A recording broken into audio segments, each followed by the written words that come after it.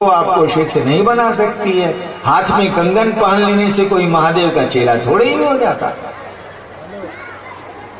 मन है हमारा जो आप किसी गुरु का चेला बनता, यानी मन में इस सोच को अगर पैदा किया जाए, मन में इस विचार को अगर पैदा किया जाए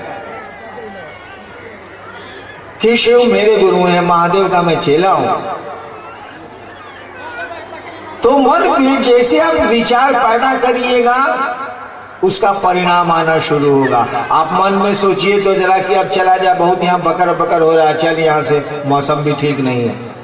तो जैसे ये विचार अपने मन में लीजिएगा कि चलो यहाँ से, साला मौसम ठीक नहीं है,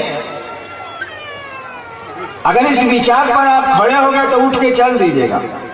और नहीं, अगर फिर बगल वाले ने कहा कि बैठ रहे यार, चलते हैं थोड़ा देर और बैठ, ये विचार चला जाएगा, बैठे के बैठे रहिएगा, चलिएगा नहीं। लेकिन ये विचार अगर मन में बैठ गया कि नहीं हम चलबे करेंगे, तुमको साला बैठना है तो बैठो, हम जाते हैं, तब आप चले जाइए। ठीक उसी तरह से यह विचार कि महादेव मेरे गुरु हैं, अगर मन में ठहर गया तो मनुष्य से बनने लगेगा।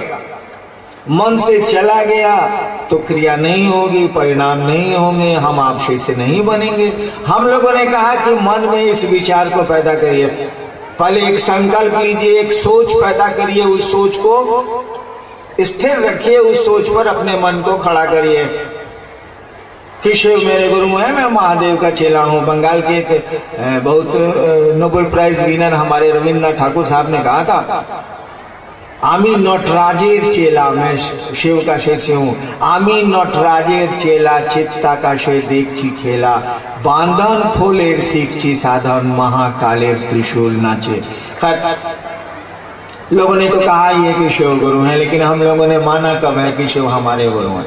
हम लोगों ने कहा कि शिव हमारे गुरु हैं, शिव मेरे गुरु हैं। इस बात पर, इस सोच पर आदमी खड़ा हो तो नतीजे आ सकते हैं, परिणाम आ सकता है।